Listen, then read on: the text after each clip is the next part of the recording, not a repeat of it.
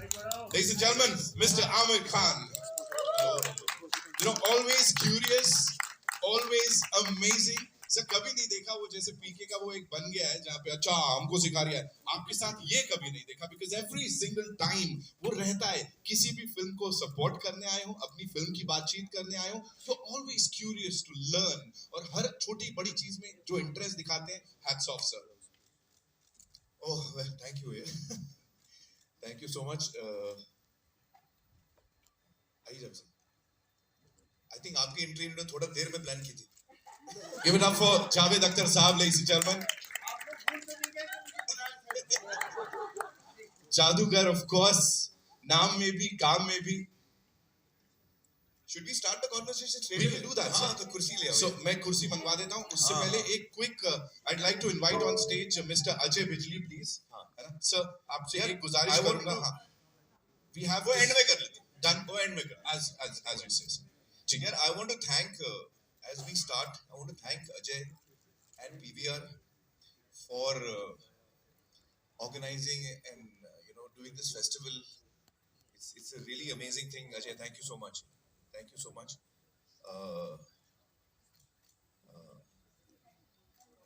Sorry. हाँ नहीं, it's a great idea. I mean, I was really happy to have this. Festival of this collection of films, and I was watching all the characters. Actually, मेरे लिए वो character star है. You know what I mean? Each of those characters are a star for me. Yeah. Thank you so much, man. Thank you.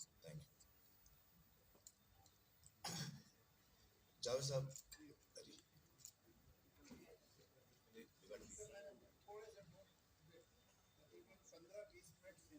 मैंने इस पे सोचा है. Notes मैंने घबराहट में भूलने लगा. पहले जरा थोड़ा सा आप लोग मुझे इजाजत दीजिए कि मैं थोड़ी सी सेल्फ इंटेलिजेंस करूं.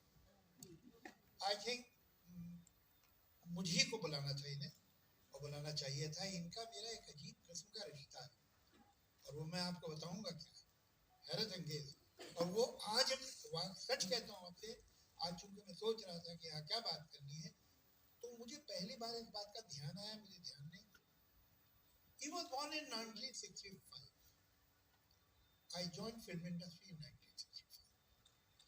His first film was in 73. He was 8 years old. That film was written by Salim Javed. इन्होंने पहली बार हमारी पिक्चर में काम किया. यादों की बात. उसके बाद एक पिक्चर हम स्क्रिप्ट में लिख रहा था. फरियाद होटल है खंडाला में. उसमें तो मुझे मालूम हुआ कि नासिर साहब भी होटल में ठहरे और जबरदस्त एक फिल्म है उसकी शूटिंग. तो मैं उनसे मिलने सलाम करने गया, इसलिए कि हम तो यादों की बारात देख चुके थे. उनसे हमारे बड़े थे. तो अंदर गया. भाई कहाँ यार? मैंने बताया मैं भी यहीं ठहरा हूँ. मैं उनसे इधर उधर की बात कर रहा था. अचानक मेरी नजर पड़ी. बड़ा हॉल था स्यूट का. कोने में एक लड़का बैठा हुआ कॉन्टिन्यूटी बुक लिख रहा था. मैंने उसे देखा. मैंने पूछा नासिर साहब ये लड़का कौन है? कहले भाई ये ताहिर का बेटा है और मेरा असिस्टेंट है. तो मैंने कहा असिस्टेंट क्यों बना? क्यों? ये तो स्टार है. ये लड़के के साथ आप फिल्म बनाइए. सुपरस्टार है लड़का. ये गवाह की बात. मैंने ना इनका कोई सीन देखा. जावेद साहब ने सिर्फ एक दफा मुझे देखा. वो मतलब 10-15 मिनट बैठे होंगे आप फिल्म में. I was around 18 years old that time. 18 साल का था. तो नासिर साहब ने कहा भाई तुम ले लो अपनी पिक्चर में. मैंने कहा नासिर साहब इसको आपकी लिखी हुई रोमांटिक फिल्म चाहिए. He should start his career with a romantic film. And ultimately that's what happened. अब देखिए इनकी पहली फिल्म जो इन्होंने प्रोड्यूस की वो थी लगान. उसके गाने मैंने लिखे. मेरे बेटे ने जो पहली फिल्म डायरेक्ट की उसमें ये थे. अब कमाल की बात है दोनों फिल्में आई हैं 2001. और ये किस्सा क्या हुआ कि फरहान मेरे पास आया. फरहान ने कहा कि ये स्क्रिप्ट पे पढ़ लीजिए कैसी लगती है. मैंने पढ़ी. मैंने कहा भाई ये 3 हीरो की पिक्चर है. तुम नए न्यू कमर हो. कौन से बड़े हीरो तुम्हारे साथ काम करेंगे? तो 3 एक नहीं मिलता तुम्हें 3 चाहिए. तो कहने वो हो गया. तो मैंने हो गया सा मतलब मैंने आमिर खान को सुनाई है. ये तो तुमने आमिर खान को सुना तो यस का, तो बाकी यस को बोलते नहीं हुआ। कहते नहीं मुझे तुम कहा। अच्छा भाई ठीक है बनाओ। बहुत जमाने के बाद मुझे एक किस्सा इन्होंने सुनाया, कहने लगे जब मैंने अपने सेक्रेटरी को कहा था कि अगले 6 महीने में कोई स्क्रिप्ट नहीं सुनूंगा, मगर लड़का सेट पे आया, मैं शूटिंग कर रहा था, तो पहले तो इसकी सूरत फिर नाम मुझे समझ में आ गया कि आपका बेटा है। तो मैंने कहा मैं अभी 6 महीने सुन नहीं रहा हूँ, मैं फिर बाद में। अब मैं वेट कर रहा था कि आप मुझे फोन करेंगे कि भाई वो मेरा बेटा है सुन लो। जब 10 दिन आपकी कॉल नहीं आई तो मुझे ऐसा यकीन हो गया कि इसने अपने बाप से बात नहीं की। तो मुझे क्यूरियोसिटी हुई कि अगर बाप से बात नहीं की है, जो कि जानता है कि भाई आमिर खान से अच्छे रिलेशन है इसके, तो फिर लड़के में कुछ दम होगा, सुनता हूँ। और सुना, और जैसे ही वो स्क्रिप्ट खत्म हुई इन्होंने हाँ कह दिया। तो मतलब ये है कि अगर कहीं गलती से मैंने फोन कर दिया होता तो बेचारे का करियर ही बर्बाद हो जाता। आमिर साहब, मैं पहला सवाल जो आपसे करना चाहता हूँ वो ये है कि आपने जो फिल्में की है, एक मतलब ये कि एक मीडिया स्टार जिसे कहते हैं वो यकीनन आप में रहा है। ये फिल्में बहुत कामयाब हुई, लेकिन मैं इन फिल्मों को दूसरी तरह से देखता हूँ। ये फिल्म आपके अलावा कोई नहीं करता। मसलन हमारे गहरे दोस्त हैं जिन्होंने लगान डायरेक्ट की, लिखी और डायरेक्ट की, उसके साथ आपने पहले पिक्चर की हुई थी बाजी, जो नहीं चली। जिसकी पिक्चर न चले उसको तो आदमी बांस पोल से नहीं छूता, ये अजीब बात है। मगर आप उनकी फिल्म की, एक नया लड़का आपके पास आया और 3 हीरो की कहानी लेके आया, आपने उसकी फिल्म कर ली। ये तुम्हें हिम्मत कैसे हुई 3 हीरो की मेरे पास लेके आया? रिएक्शन तो ये होना चाहिए। इससे पहले ये जो थी रंग दे बसंती से पहले इस डायरेक्टर ने क्या बनाई थी, एक पिक्चर अमिताभ बच्चन के साथ बनाई थी, which was not a successful film, but it is. आपके जो सारे डायरेक्टर, इसके अलावा जो दूसरी पिक्चरें हैं रंग दे बसंती के अलावा, धूम हो, दंगल, दंगल कौन एक्टर करता? कोई हीरो जो अच्छा खासा कामयाब टॉप का हीरो है वो दंगल करता? इम्पॉसिबल, नहीं करता। एक आदमी जो पत्ता मोटा हो गया है और उसकी बेटी उसे एक सीन है कि कुश्ती में हरा देती है, नामुमकिन। तो ये, और आपने ये फिल्में, इट इज वेरी ऑब्वियस कि डायरेक्टर्स के नाम, आमतौर से एक्टर्स उस फिल्म में काम नहीं करते जिसमें वो कर रहे हैं, वो डायरेक्टर की हिट फिल्म पे काम कर रहे होते हैं जो रिलीज हो चुकी है। आई थिंक लोग समझे नहीं आपने क्या कहा। नहीं मतलब अगर मेरी पिक्चर हिट हो गई, मैं डायरेक्टर हूँ, तो मेरी अगली पिक्चर में कोई भी काम कर लेगा, वो इसलिए करेगा कि वो पिक्चर हिट है। अरे भाई वो तो रिलीज हो चुकी है, अभी तो कुछ और बन रहा है। मगर ये इस तरह से का, और अगर पिछली फेल हो गई तो आप उनके पास बैनर भी ले जाइए तो भी नहीं करेंगे वो। ये एक आम बात है, हम रेपुटेशन पे जीते हैं। लास्ट फिल्म क्या थी इसकी? Your criteria is very obvious, is not the director and not the immediate success. तो what is your criteria of signing a film? My criteria Javed sahab, actually मैं 3 चीजें देखता हूँ, मतलब मोटी मोटी, but it's the answer is not that simple. तो motivate चीज 3 चीजें जो मैं देखता हूँ वो एक है कहानी, स्क्रिप्ट, स्क्रीन प्ले, लिखाई, दूसरा है डायरेक्टर और तीसरा है प्रोड्यूसर।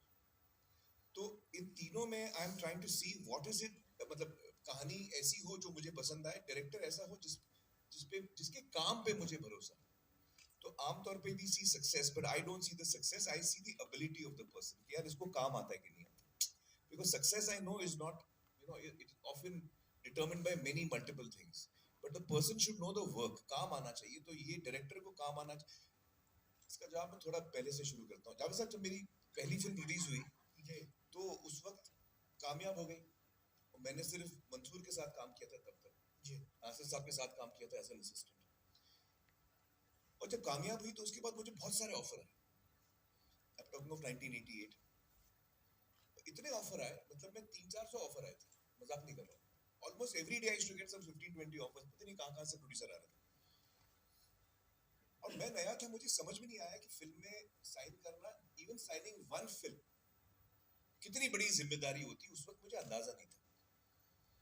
और उस वक्त दौर ये था कि हीरोज जो थे वो 30, 40, 50 फिल्में कर रहे थे एक साथ। I don't know whether you remember, but Anil Kapoor had the least number of films. Film information में लिस्ट आती थी, how many actors have got how many films, तो he had 33 films. तो I thought 33 films हैं। तो अनिल इसका कपूर हाँ अनिल कपूर साहब, हार्डली मतलब that was a time, you know, when people had multiple films. So I ended up signing 9 or 10 films in the first offers that I got. उसमें 2-3 चीजें मुझे कहनी, एक तो जो डायरेक्टर्स जिनके साथ मुझे काम करना था ना, जावेद साहब, जो आप जिनका काम पसंद करते हैं, जो कामयाब भी हैं, सुभाष घाई, you know, that time they were the top directors and I wanted to work with them, but none of them offered me a film. उनका ऑफर नहीं आया। तो जो बाकी कभी उनका शुक्रिया अदा किया तो बाकी जो मुझे ऑफर्स आए उसी से मैंने चुने। और फिर चुनने के बाद जब उन फिल्मों की शूटिंग शुरू हुई तब मुझे अंदाजा हो कि एक्चुअली मैंने क्या हिमाकत की। और कुछ 9 फिल्में थी मेरे साथ, मैं दिन में 3 शिफ्ट कर रहा था। और चूंकि बड़े डायरेक्टर नहीं थे, नए डायरेक्टर थे, या you know directors who still had to make it, and producers भी नए थे ज्यादातर। तो when the shooting of these films began, I realized that I had made a mistake. क्योंकि मैं खुश नहीं था जावेद साहब। मैं घर जाता था और मैं रोता था, मैं मजाक नहीं कर रहा। I used to get so disturbed क्योंकि मैंने कहानी सुन के हाँ कहा था, लेकिन हर इंसान का नजरिया अलग होता है। तो that lesson was a very big lesson for me. Those 6 months, 1 year which I was struggling, I realized that it's not only the script. The director has to be as good. Everything ultimately is in the director's hands. ये मुझे realize हुआ in that journey of 6 months, 8 months, 2 years when I was doing these 9 films. Second thing I realized is that script कुछ भी हो, अगर director जो है होता क्या है कि मैं स्क्रिप्ट सुनता हूँ, मैं आप एक उदाहरण एग्जांपल देता हूँ कि सीन ये है कि एक खूबसूरत से पहाड़ पे रोमांटिक सीन चल रहा है, हीरो जो है पहाड़ पे खड़ा होकर गाना गा रहा है। अब मैं सोच रहा हूँ पहाड़ जो है कश्मीर है, कश्मीर की वादियों में हम गाना गा रहे हैं। डायरेक्टर सोच रहा है यार खंडाला में कर लेंगे, मुझे पता है प्रोड्यूसर का बजट इतना नहीं है, खंडाला में भी अच्छी वादियां हैं। प्रोड्यूसर सोच रहा है फिल्म सिटी भी 2-3 टीले वहां कर लेंगे। तो मैं कश्मीर में सोचता हूँ, लेकिन उसकी शूटिंग अल्टीमेटली होती है फिल्म सिटी में। तो दिस आई रियलाइज्ड अजय कि यार जाना था जापान, पहुंच गया चीन। तो आई रियलाइज कि यार 3 चीजें बहुत इंपॉर्टेंट है। It's not just one thing, it is the director, it is the script and the producer. Because अगर आपका प्रोड्यूसर कमजोर है तो आपने कितनी भी अच्छी फिल्म बना लो, आप उसको रिलीज ठीक नहीं मिलेगी, वो आपको रिसोर्सेज ठीक से दे नहीं पाएगा, आप कहीं ना कहीं फ्रस्ट्रेट हो जाओगे क्रिएटिवली, या एट द एंड रिलीज आपकी ठीक नहीं होगी। So I think these 3 things are most important, and this was the big lesson I learned in the first 1 year of my starting to work in films. 1 साल में मैंने ये सबक सीखा जो मैंने आज तक फॉलो किया। I didn't break this. पहला जो वो था आपका रिलीज का सिलसिला, वो कौन सी पिक्चर है? कयामत से कयामत तक पहली हुई, वो तो हुई। उसके बाद दूसरी फिल्म जो आई मेरी राख, that was my second film also. It was shot second, it released second. उसके बाद आई अव्वल नंबर, उसके बाद आई लव लव लव। तो ये फिल्में नहीं चली, and my career was actually going down after that. तो the media had announced me as one film wonder, and rightly so. I don't blame you all at all. I was a one film wonder. तो उस वक्त ऐसा हो गया था जावेद साहब कि मुझे पता था कि मेरी ये 3 फिल्में नहीं चली हैं, और जो आगे 6 आने वाली वो भी नहीं चलने वाली, वो इससे बदतर है। तो मुझे नजर आ रहा था कि मेरा करियर जो है वो it's going down the drain. मुझे लगा मैं दलदल में फंसा हूं और मैं निकल नहीं पा रहा हूं। I am just sinking deeper, I can't come out of it. That time a very important thing happened in my life. मुझे भट्ट साहब के यहाँ से फोन आया, एक फिल्म का उन्होंने ऑफर दिया मुझे, and this is I am talking about now before the release of दिल, बिफोर द रिलीज ऑफ तीन चार फिल्में फ्लॉप हो गई थी और अब लग रहा था कि ये तो गया आदमी। उस वक्त मुझे ऑफर आया एट माय वर्स्ट, तो मैं बहुत खुश हुआ। अच्छा उस वक्त भट्ट साहब वाज ऑन द राइज, सारांश, अर्थ, नाम, तीन सुपर हिट दी थी, और उनका फोन आया, मैं उनसे मिलने गया, उन्होंने कहानी सुनाई, उनकी कहानी मुझे पसंद नहीं आई जाने से, और मैं शाम का वक्त था, कहानी सुनने के बाद जब मैं गया था तो मैं इतना एक्साइटेड था कि यार ऐसा लग रहा है मैं दलदल में हूं और भट्ट साहब ने हाथ दे दिया, मुझे बस हाथ पकड़ना है, मैं out of it.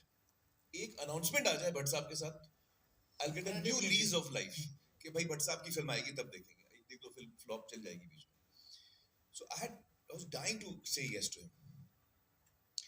I reached him and मुझे कहानी मजा नहीं आया था उससे, तो मैंने कहा भट्ट साहब can I take one day to think of it? हाँ तुम कल शाम को मिलते हैं। तो मैं घर गया, मैंने रीना से कहा, रीना यार मुझे कहानी पसंद नहीं आई, बट ये फिल्म करना बहुत जरूरी है, मैं क्या करूं? तो she said I don't know how to help you, you tell me, मतलब you decide. I couldn't sleep that night, क्योंकि मुझे पता था मैं ना बोलूंगा तो फिल्म भी गई, वैसे भी मेरा करियर जा रहा है, और भट्ट साहब को ना बोल रहा हूं मैं, और हाँ बोलूंगा तो ये फिल्म करनी नहीं है मुझे। और मैंने अपने आप को प्रॉमिस दिया हुआ है कि until the script, director and producer all three are not ticked off, मैं हाँ नहीं करने वाला हूँ, ये मैंने तय कर लिया था। Should I